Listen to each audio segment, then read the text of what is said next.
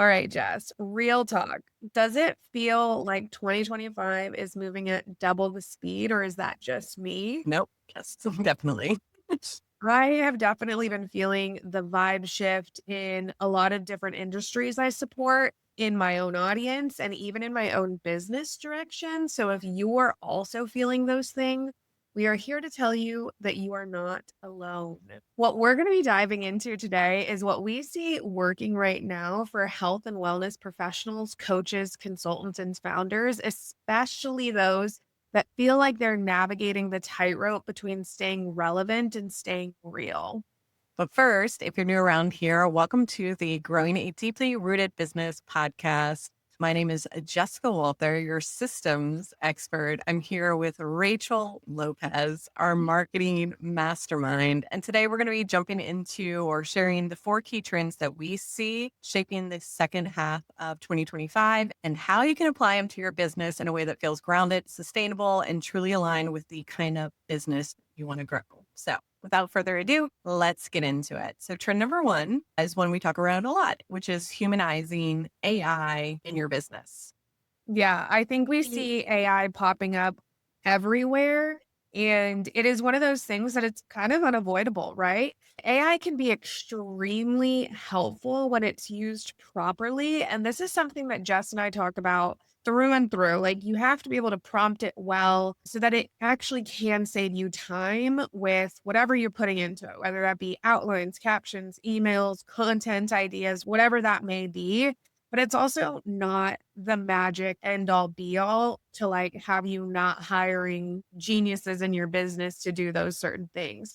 The way that AI can be powerful and really impactful in your business is by bringing more of you into it. So humanizing it in a way that allows you to use it as like a starting point to get you to like 60%. And then you use your zone of genius to get it through the rest. So a lot of our clients we see using AI really impactfully right now are the clients that are using them to like organize your ideas. If you're anything like me and Jess, specifically Jess, where you're shooting out like 25 like genius level ideas at a time, you can really use it to structure and really bring things up like into reality a lot faster versus kind of using your own brain space.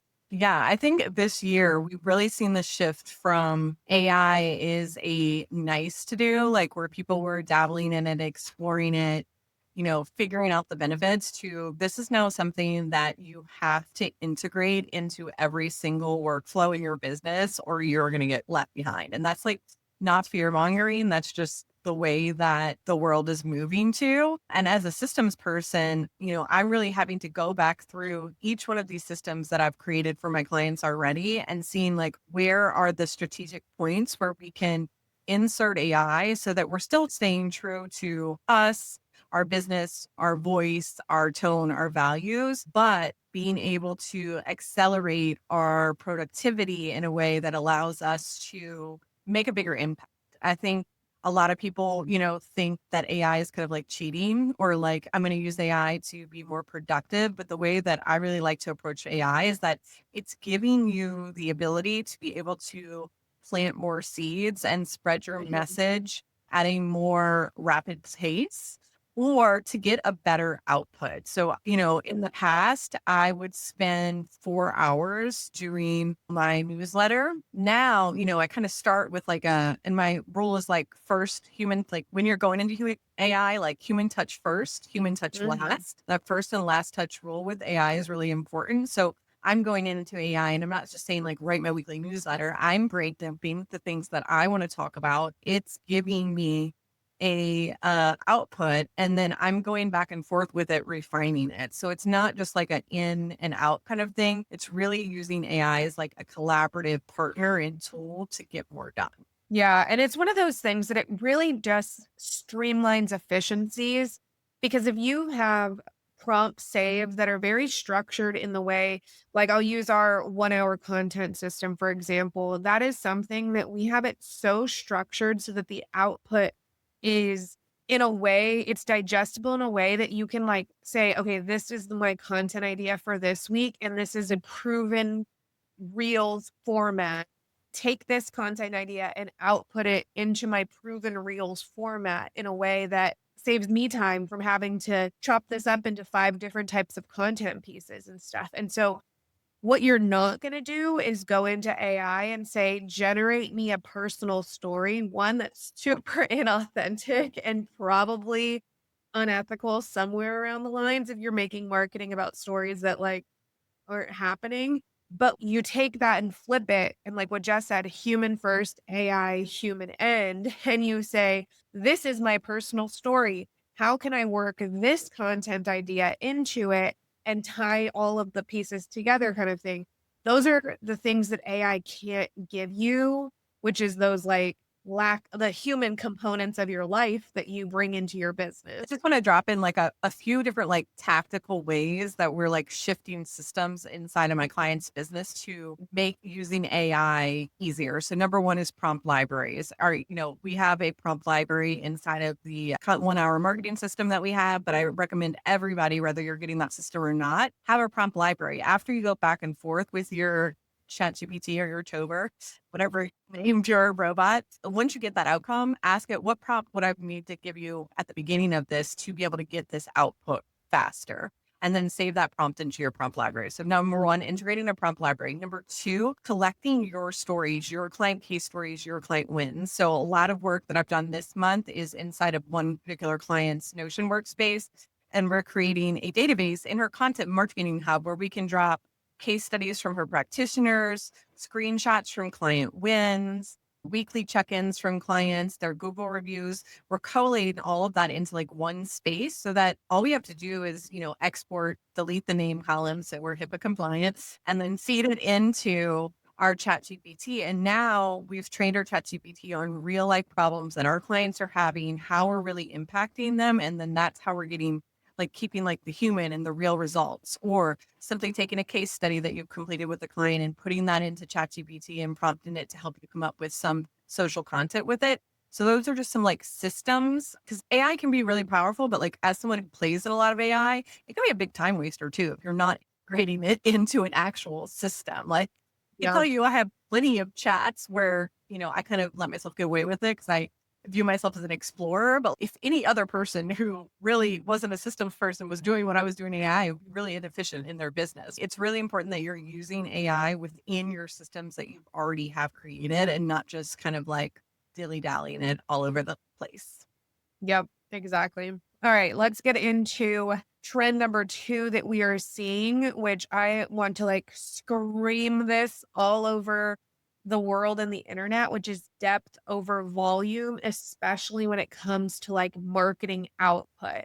You see so many people will say like post daily, be everywhere, do more, all about that stuff. It really, in the space that we're in, just in the world, in how busy things have been in business, it leads to burnout, like, period. So, really making sure that, like, I would say what I'm seeing in my clients' business is that we're doing less, but we're going deeper with what we're doing. So, we still give the illusion of omnipresence, but it's a super focused on that marketing ecosystem, but like intentional marketing ecosystem. Yeah, and I really do think, with the rise of AI and the ability to be able to pump out marketing so quickly, anything that has your own face in it, anything that like a robot can't do is going to Mm. become extremely valuable. Anything that's longer, anything that's more thoughtful, anything that's more intentional. I think we're definitely going to start to see, we're already seeing it on TikTok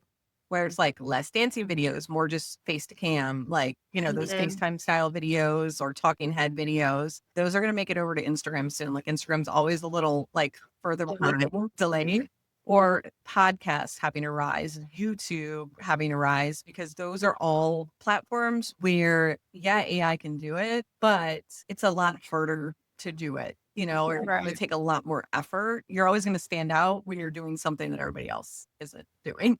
Yeah, and then going back to this, like, the feel of omnipresence, but, like, not actually creating 25 variable different content pieces is essentially what we've designed in our 1-hour content system, where we're using the waterfall, where we're saying, "Okay, we have this one idea, and we're gonna then break it down into 20 or 10 different components, but it's the same idea. So like it truly is working smarter and not harder. So if you have a case study, how do we take that case study and turn it into a reel, a carousel, a story feed, or whatever they call those things? I feel like an elderly woman right now on the interwebs. And how do we really work in a way that isn't us sitting down and saying, okay, now I have to write this. And what's my concept going to be for this kind of thing? Working on that long form content and then chopping it up and positioning them in their additional formats, I think is really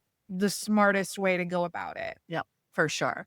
Okay, trend number 3, community as currency. So big follower accounts definitely do not mean what they used to. We're really seeing the real momentum happen inside small intentional communities, whether that is offering like a behind the scene private podcast or an Instagram broadcast channel or a coaching program or even a highly engaged email list.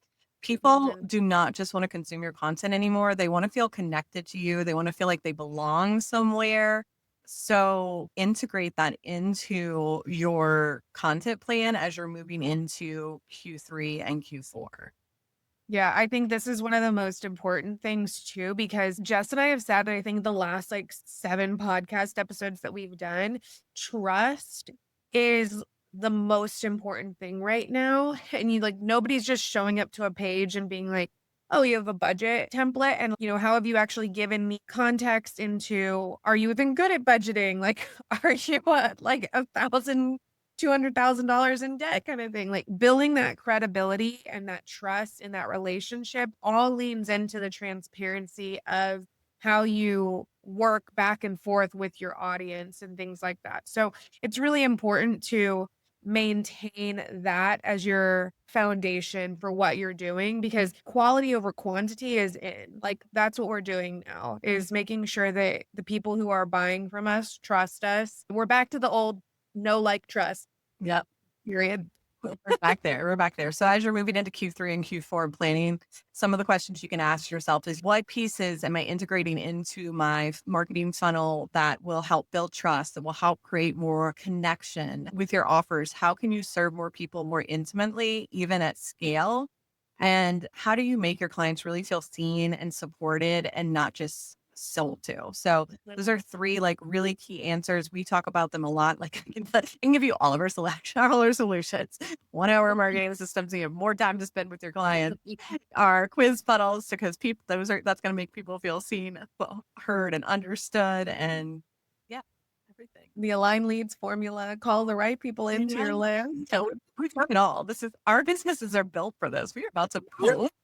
Okay. So then this last trend that we're seeing kind of really, really important again is authenticity 3.0. We're saying we've all heard in the past, be authentic, be yourself, give them a piece of, who you are kind of think in the world that we're in right now. It has to go deeper, and it is going deeper. It's not just about polished post or curated vulnerability. It's about being willing to share your process while you're in it. So a lot of the behind the scenes of if you're, maybe not so much of an emotional business owner and you don't share that thing, it's learning new things, learning new skills in your business. It's understanding that businesses pivot. And so how can we be honest in those pivots? How can we bring our audience with us while we're making these shifts?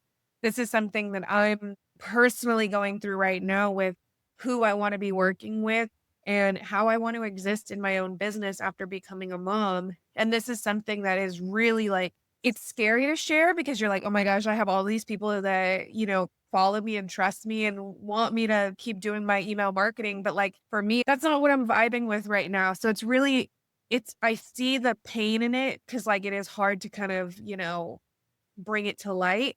But I think more people appreciate it once I am sharing this, and like in the communities that I have shared this with, I get so many like people being like, yes, I feel that too.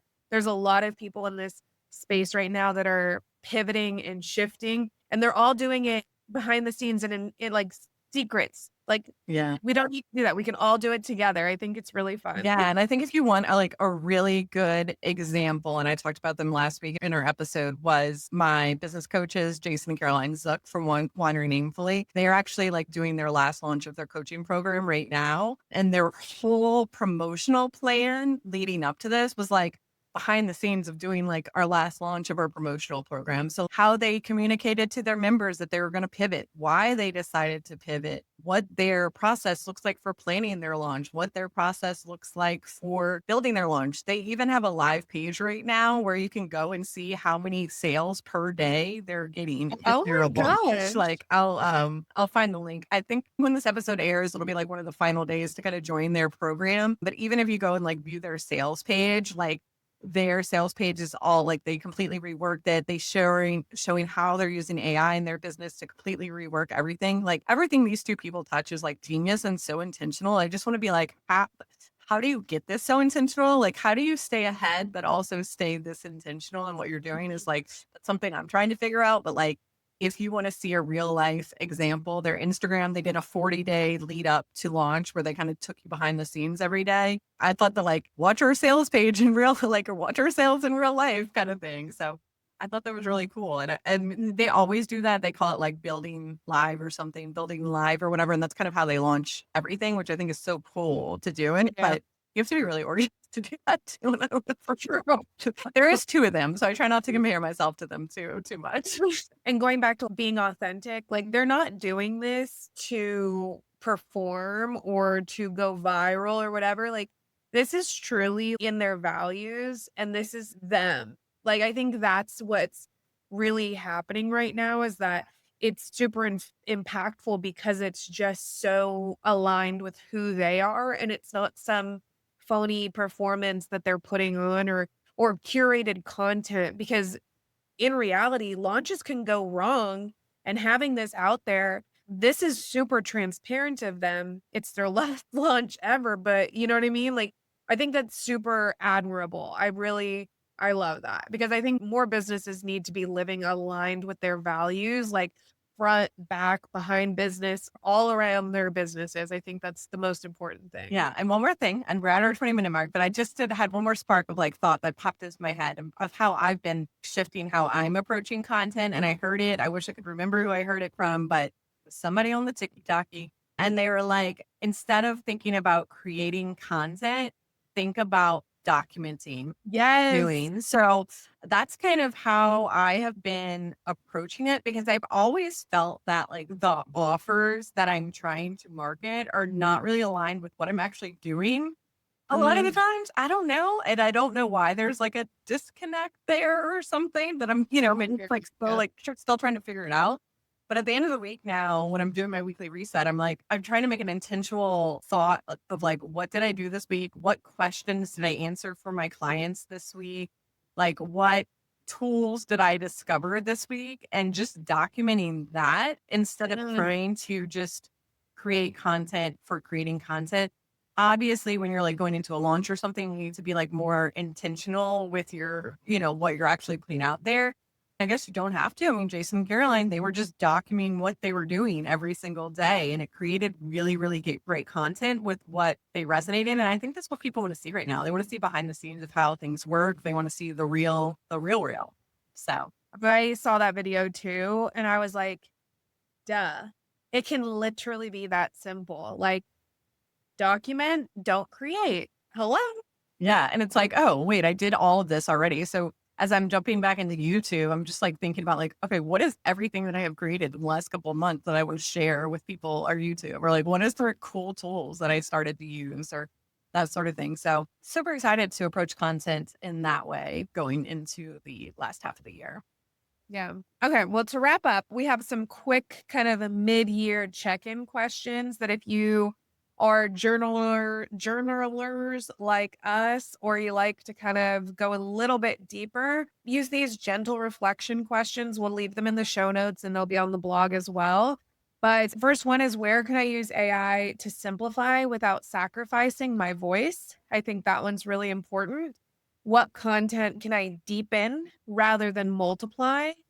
How can I foster more connection inside my offers and community? And then how can I share my process even when it's not perfect? All right. So if you made it this far, I just want you to know that 2025 has been a roller coaster of a year, and there is a lot going on in the world right now. So even if you feel like Rachel and I talked about this in the beginning, that this week our productivity was shot, you're still doing amazing work. You're alive in 2025. You have a business still. You made it through 2024's recession. You made it through 2020 COVID. Like, you have got this, and you don't need to trace trends. You just need to stay aware of how the landscape is shifting and find ways that authentically align with how you want to do Mhm. business. So, if you found this episode helpful, thank you for being here. Make sure you share it with a business bestie. Talk to us on Instagram. Share our episodes on your social media if that helps. If that resonates with you. And so be sure to subscribe if you haven't already. Well, we have got some really fun and valuable episodes lined up. We did some quarterly planning, so we're stacked until September. And until next week, We we're are rooting for you.